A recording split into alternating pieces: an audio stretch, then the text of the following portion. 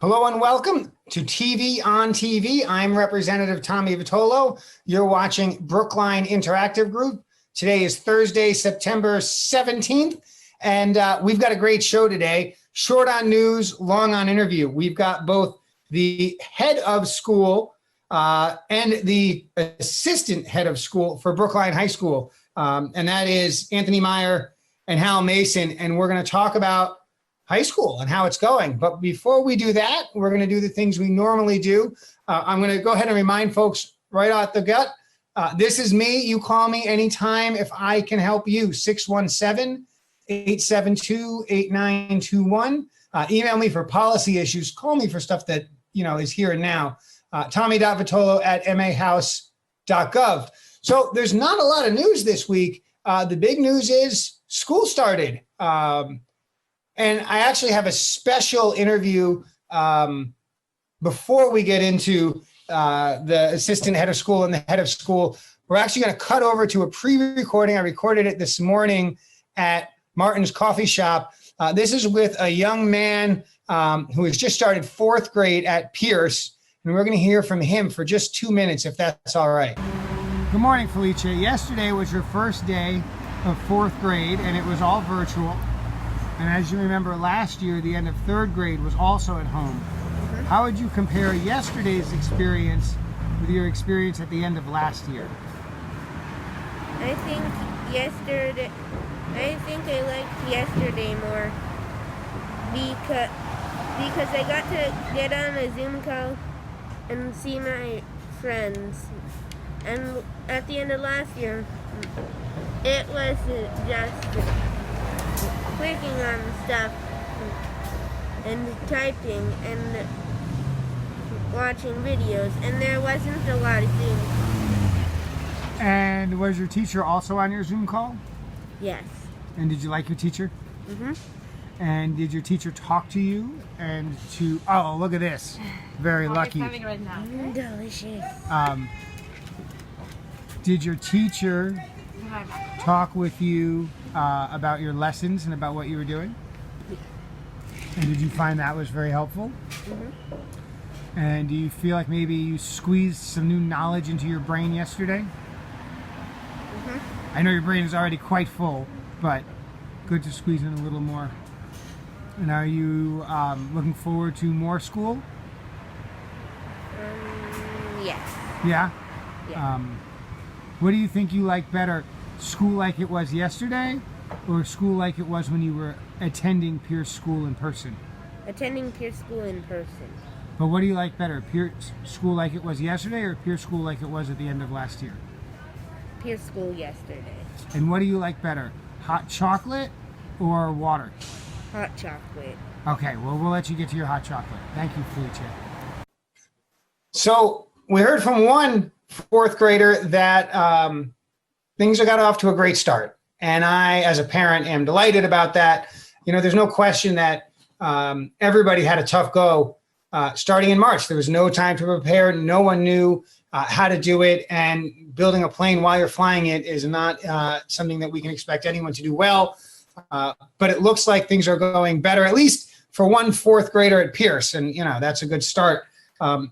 So again, there's no real news to report other than school started. So why don't we kick right on over to head of school, Anthony Meyer, and assistant head of school, Hal Mason, which for the rest of the show, I'm going to refer to as Anthony and Hal because we just don't have time to keep saying that. Gentlemen, welcome. Thank you for joining us. Why don't we just get into it? Tell us how the first 2 days went. How are we doing so far? So far, so good. Thanks, Representative Vitolo. We have over 2,000 students, and so we had a lot of Zoom sessions. The remote learning began well overall.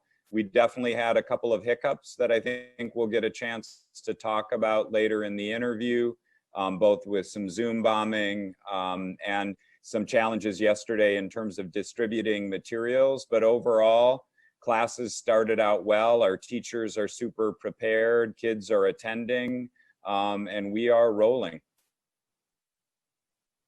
That's great. And obviously you've got both in-person learning and a substantial amount of virtual learning. Can you tell us about who is in person and then how that went?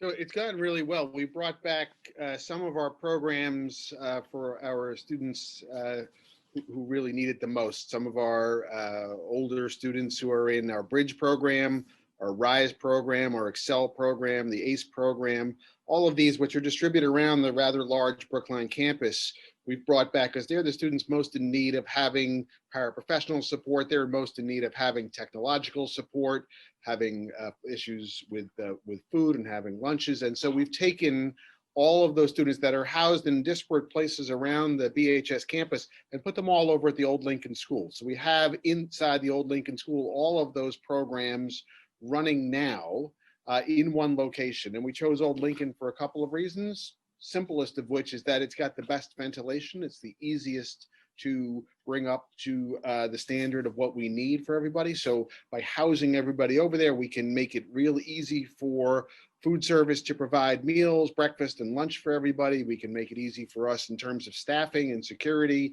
So that sort of consolidation of programs over there has worked really well. Today was their first full day back in the building and everything worked pretty smoothly. And Tommy, I would just add, all told, we probably have about 80 students doing in-person learning at the high school. And as Hal said, that started today and went really well, all in all. We feel like the building is ready, and more importantly, our staff was super ready. So our special educators, paraprofessionals, teachers, administrators, we're all at the Old Lincoln School welcoming kids, and they were excited to be back. Just to hear kids say, oh, I can't wait to see Dr. Dubois, things like that really warms the heart. I mean, I've been hearing about Dr. Dubois on the sidewalks all summer. I look forward to meeting Dr. Dubois myself someday, maybe as a guest. How about virtual, right? So you don't get that real-time feedback, I imagine, as an administrator about it's not so easy to see how it's going, but what are we thinking about in terms of online education for high school kids? I would go ahead, Hal. No, after you. So I think you alluded to it, Representative Vitolo, that in March, this was all relatively new for us, whereas between last spring and this summer, our teachers have done a great deal of preparation for how to run distance learning or remote learning classes. And so they were very ready and mindful that we believe strongly at Brookline High School in relationship before task. And so there's the importance of developing community, developing relationships, getting to know students a little bit, and then diving into the work. And so yesterday was more about introductions and some norm setting, which we definitely need as kids are getting used to remote learning again, and certainly ninth graders becoming accustomed to how we operate at the high school, and our culture can both be challenging or as a result, very, very important. Hal, go ahead. Yeah, it's really difficult at the beginning of the year to start this way, no question. I mean, this is the time when you're establishing those relationships, and to meet new people, and to meet a new teacher, and to meet new students over Zoom is never, it's certainly nobody's ideal for how you would start a school year.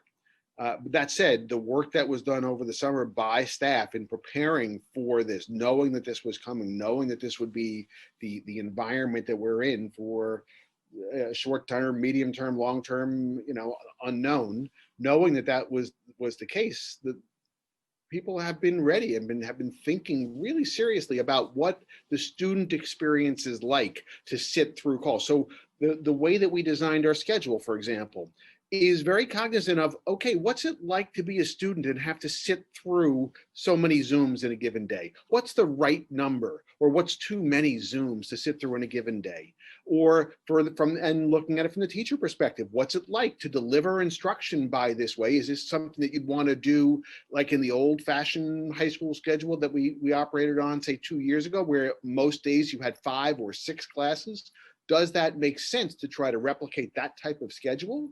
Or should we look at something that's very different? And ultimately, that's what we came down with, a schedule for this year that looks very different. And yet I think that over the first few days, as people get used to that change and get used to the idea that they have to meet all these new kids and meet all the new teachers from the student perspective, we think we've set up a structure that's going to allow that to happen pretty easily, and timing that will make it so that people can have a really good high school experience.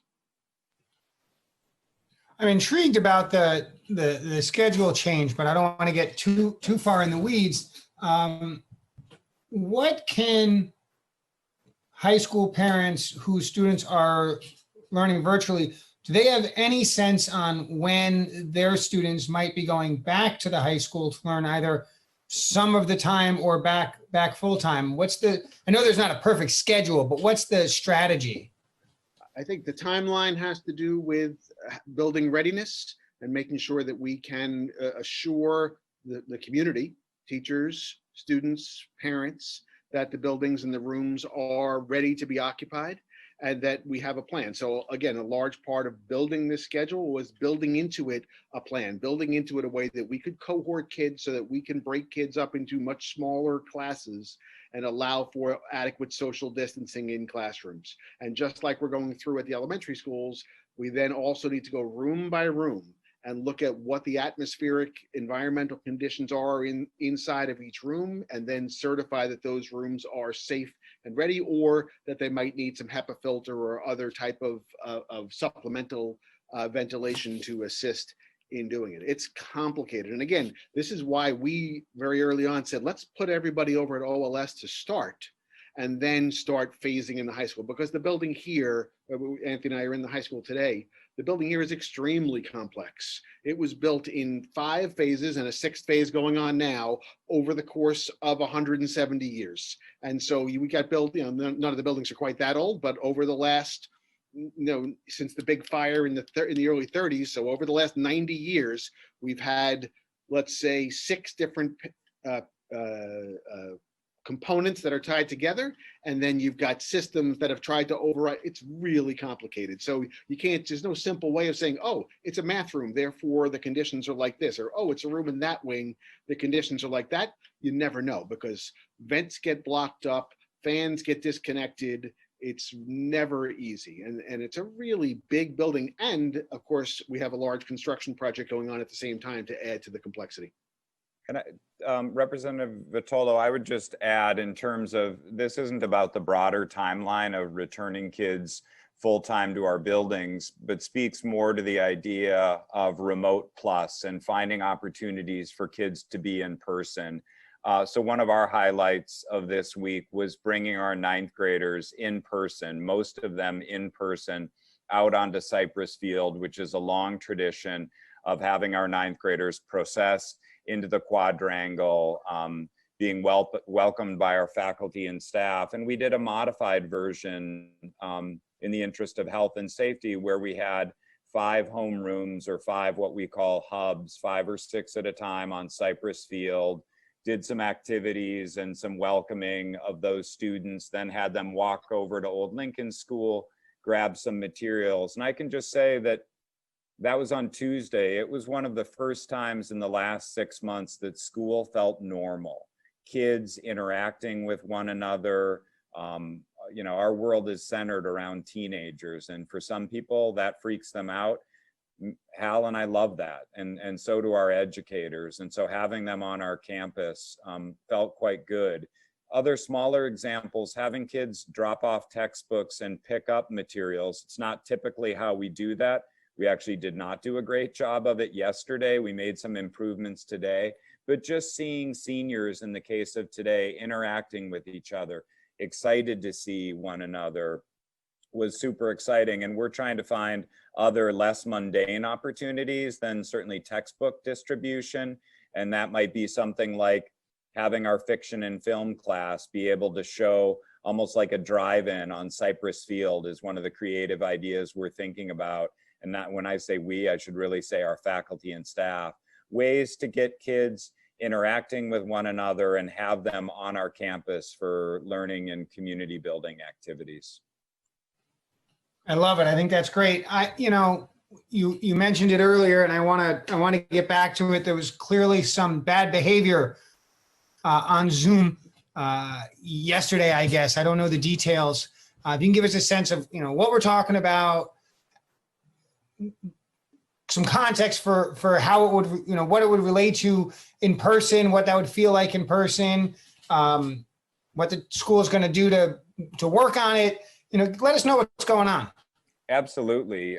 So yesterday we, in addition to having 2 or 3 classes each of these first few days, we think it's really important that students be able to interact with one another and meet their deans and guidance counselors. So our 9th grade is split into 2 cohorts, a red cohort and a blue cohort. And in both of those cohorts, we had students either yell things out, so some misogynistic things, some homophobic things. Somebody scrawled a phallic image and showed that. And so that is not behavior. It's not entirely shocking, but it's not something that we can tolerate either. And so in cases like that, we begin investigating immediately. We let the police know, especially if we believe that there may be a hate crime.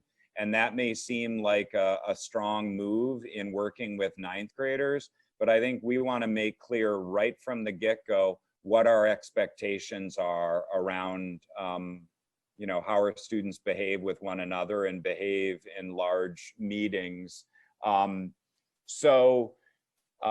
then we have begun to identify the 9th graders responsible, and our job is to, issue some discipline, but also help them understand how we're going to support them. In terms of the second part of your question about what I would compare it to, it's being in it might be in a large meeting with students in an auditorium where somebody shouts a few things out and it's hard to identify who that person is. But I would say the overwhelming majority of our students behave incredibly well, and in fact, want to let us know when they find that somebody is out of bounds. And I'd go further to say we've had a couple of incidents today, smaller classes, but students entering under another student's name and then saying something inappropriate. And so while our communication yesterday was directed to 9th grade students and 9th grade families, we now need to communicate more broadly. And for me, it's an opportunity. It's certainly frustrating and disappointing, but more importantly, it's an opportunity to say, what do we stand for? And what we stand for is being an inclusive community where people feel safe and we foster a sense of belonging. And even kids who don't do the right thing are ours. And so we're going to support them, punish them some too, but also support them to be good, productive members of our community. I think some folks forget, high school kids are going to high school, right? And that's part of the journey. But at some point they're gonna leave Brookline High School, perhaps to college, perhaps somewhere else. And under normal circumstances, that's not such an easy thing to manage with so many different kinds of students and so many different interests. But I imagine now the complexities are even more so. Tell us what we're doing to support the students who are seniors, who are thinking about what they're doing next year and how we're going to help them have as good an opportunity as possible to do whatever it is they want to do next.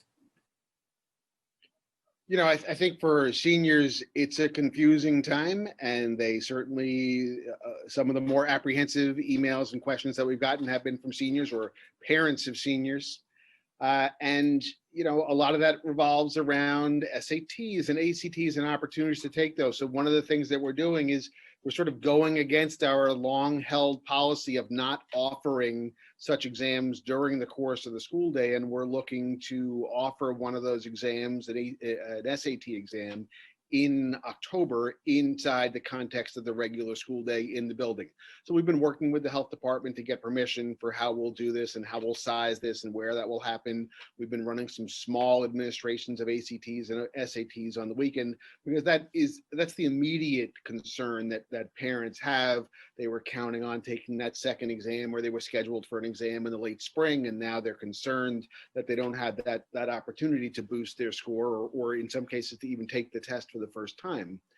That said, I think one of the great things about this high school in terms of, and why we're so successful getting students into great colleges, is because of Brookline High School, because of the reputation that the high school carries with it. And so in this time, when every kid in the country, when every senior in the country is going through the same thing, that they may not have had the complete opportunity to take their AP exams junior year, and they might be limited in how many APs they're taking this year, and certainly limited in SATs, and limited in the opportunities to express how they've grown academically. What we know from talking to colleges, and what we know from our experience with kids, is that colleges love kids from Brookline High School. They understand what it means to be a top level student at a place like Brookline High School. They understand what it means to earn those grades in the classes, and they'll look and they understand, they know what kids are like. So a lot of some of the concerns that we've had, I should say, are people that will say, oh, my kid didn't do well in ninth grade, but now they've really started to shine, and they didn't get the chance to finish that, and that to demonstrate that at the end of junior year. But again, colleges know this. Colleges understand who the Brookline High School kid is, and they know how our kids get into college and knock it out of the park, that our kids are involved in the communities of colleges, that they get involved and do things and get involved in plays and activities and student government and all the things that make college life so successful. They know, because colleges do this, they look down and see, where did these kids come from? And they talk to kids about it, and they know Brookline, oh, okay, this kid got these types of grades at Brookline High School. That's a kid that we want. So I think that puts us at sort of an advantage over other schools where kids solely had to rely on GPA and SAT, that they've got that extra credential of coming from BHS.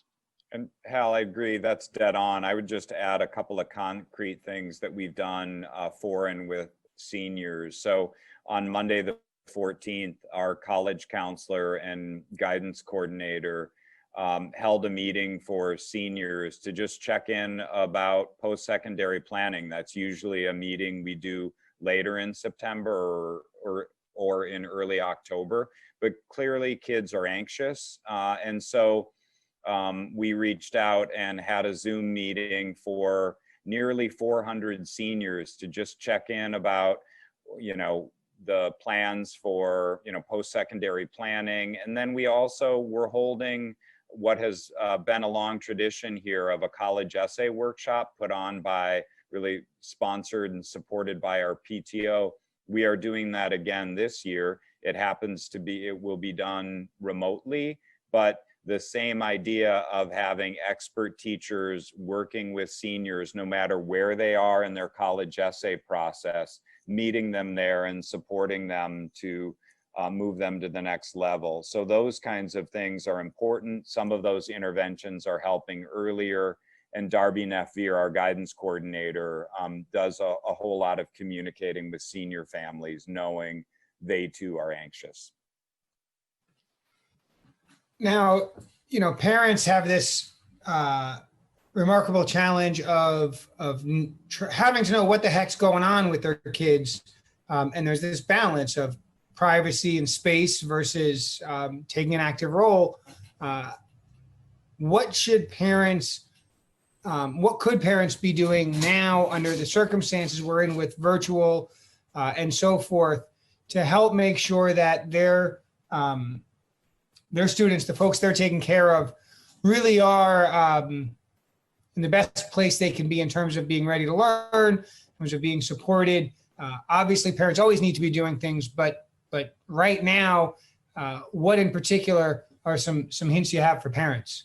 Great, thanks. It's a great question to ask. And before I came into this role, I was a longtime dean, and oftentimes talk with parents about figuring out what is the distance at which you should parent.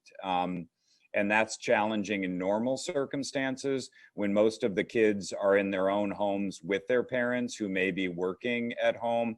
That's incredibly hard. And I would say, I would emphasize giving some distance for students is incredibly important. It is alluring when you know that your kid is on a Zoom, attending class. We all want to see our kids do what they do. I mean, there's no doubt, no matter how old our kids are, we're interested in seeing, for the most part, what they're up to. And certainly when it comes to learning, we want to see them in action. But we need to communicate to parents, give some distance. When your kid is in class, imagine them in school, because they would be doing this on their own. And I say that recognizing that as much as adolescence is about separate domains, and as much as our work as the adults involved in this endeavor is about breaking down of some of those separate domains, in this case, I would say giving some distance makes sense, but especially for younger students or students who might struggle, I think just checking in after the first couple of days to say, what kind of routines are you learning about? What sort of Zoom, where are you organizing your Zoom links?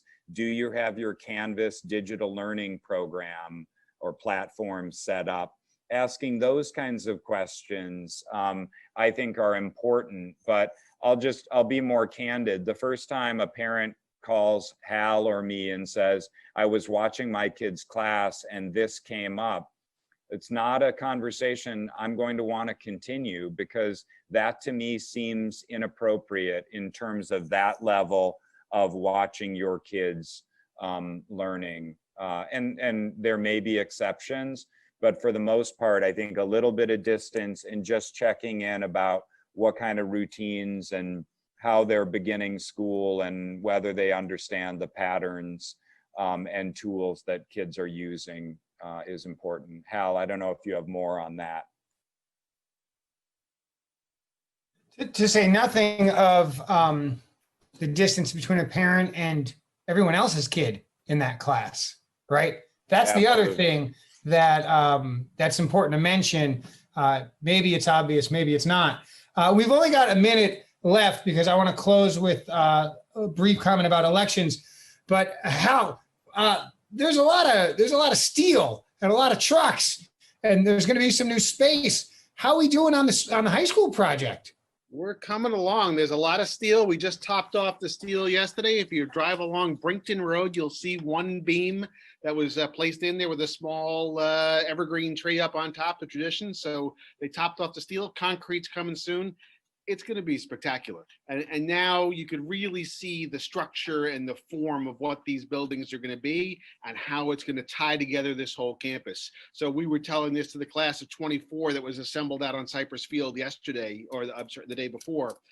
We were telling them that we're building this for them, that they're going to have this unbelievable building up at the corner of Cypress and Tappan, and this great new science building, restaurant, cafe space here on the corner of Greeno and Tappan, and it's all for them and it's all for the community, and it's going to make for a really great high school for years to come. And if anybody watching hasn't been by, it's worth taking a drive just around Cypress Field to get a look, because at this now you can really see what these buildings are going to look like.